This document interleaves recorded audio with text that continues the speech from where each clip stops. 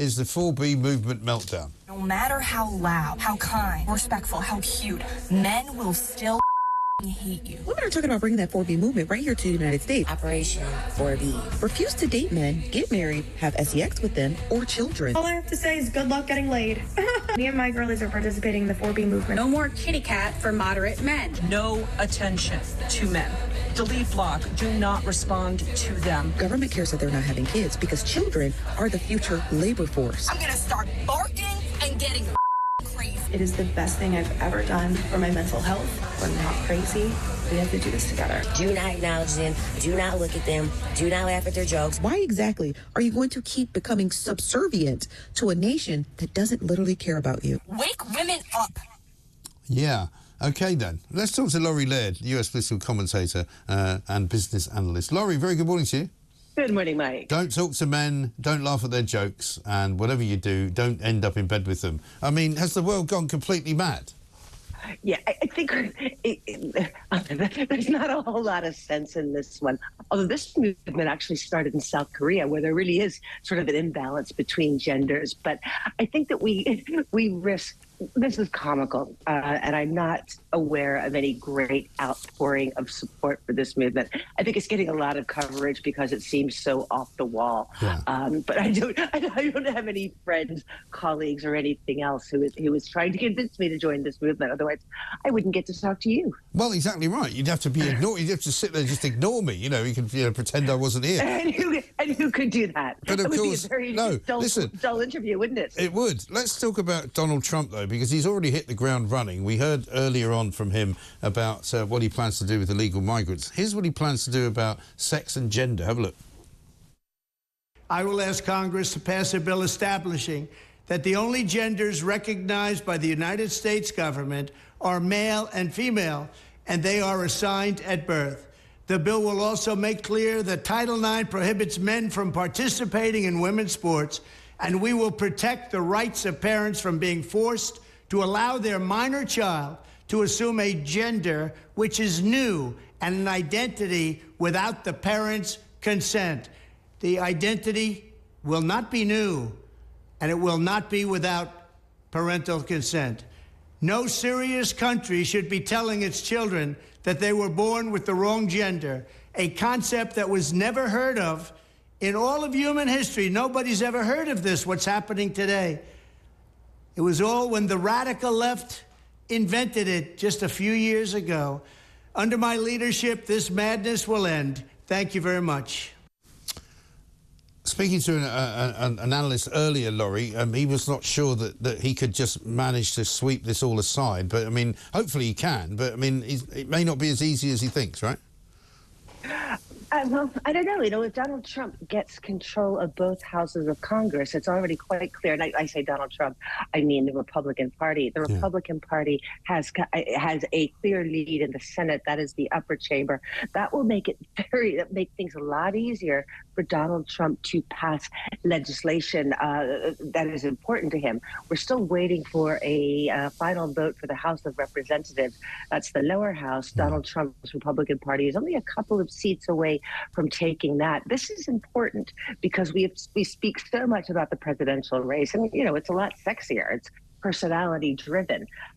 But the fact that the Republican Party may be able to take the presidency and the entirety of the legislature certainly means that Donald Trump will be able to get his agenda, whatever that may be, through a hospitable Congress. I think one of the questions that I have, Mike, is because Donald Trump is now term limited, he cannot run for the office of president again. Does this mean over the next 4 years, does that stranglehold he has over the Republican Party, will that go away? Will he still be able to be the party kingmaker as he has been for the past 8 years? Even when Donald Trump was out of office in those 4 years, he was still the most powerful Republican voice in the country. As a private citizen, he was able to influence what legislation was taken up by the Republican-led House of Representatives. Does that power continue if he is not going to be in the highest office in the land in 4 years' time? Well, I guess it will continue for as long as he's in power in the White House, because at the end of the day, he is still the kingmaker. Whoever comes after him will have to have his seal of approval, I would imagine. And I guess it depends. And that's the question. And I think this is a really interesting debate to have. You know, Donald Trump is... The Republican Party has been a vehicle for his political ambitions. Remember, he was a Democrat at one point not all that long ago.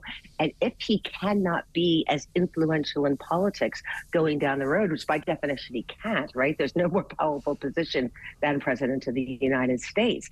As that power starts to wane in the years to come, will he still be as influential? Yeah. And it'll be interesting to see whether that happens. I think that's maybe a conversation for 2 or 3 years down the road. I mean, for now, we might be getting ahead of ourselves. More interesting is what he does in the first 2 years of being in. And at the moment, it looks as though he's going to completely rip up any accords that were in place in terms of illegal migrants. He talks about having them executed if they come back into this country and they shoot a law enforcement officer or anything like that. He talks about locking them up for 10 years if they come back after they've been deported, if they're members of gangs. I mean, he's been quite clever as well. He hasn't said we're going to deport everyone. He said he's going to deport members of criminal gangs. So he's already kind of realised that he can't say that he's going to deport everyone, because that might be more difficult.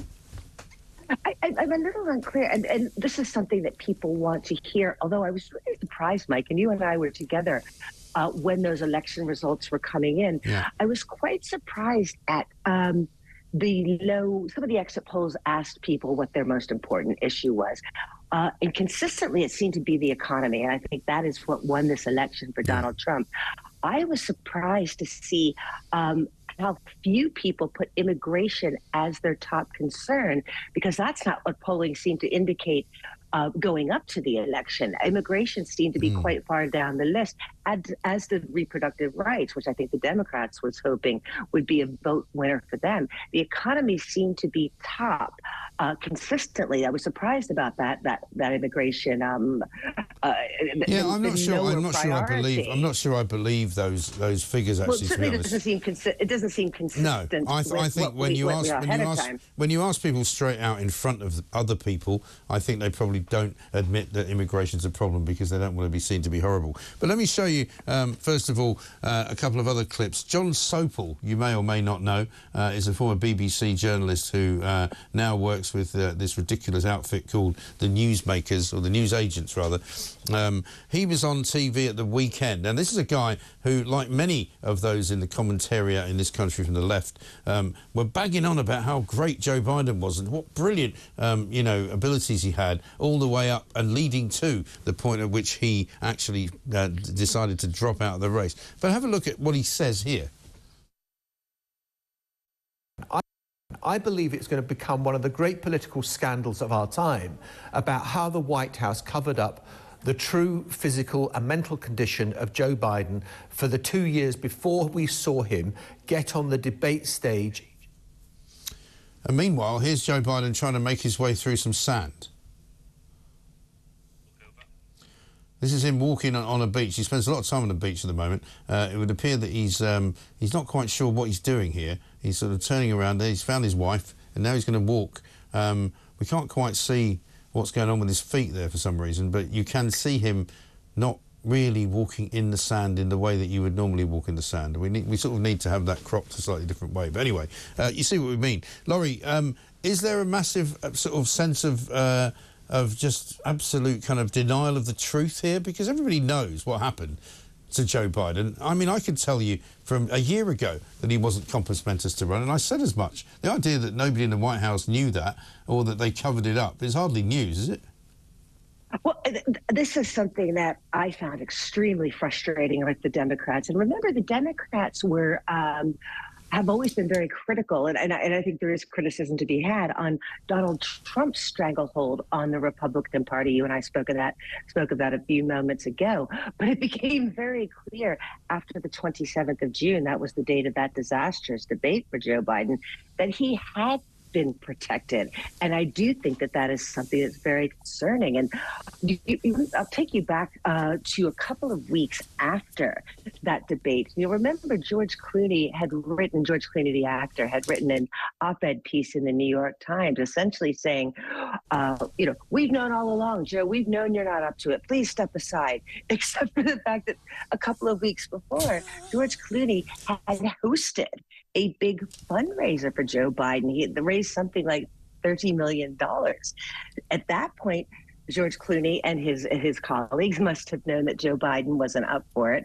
But somehow the electorate, it didn't seem that anyone thought that they were deserving of being in on this news. So, yes, that was something that, as a voter, I felt very frustrated. Yeah, absolutely right. We're just watching Joe trying to walk through the stand. It's quite extraordinary. Listen, Okay, Laurie, come on. I have trouble walking through sand sometimes, Mike. I bet you don't do that, though. You don't do that. You want to, walking involves lifting your feet up and planting them down again, as opposed to just shuffling forward as if you've got your slippers on.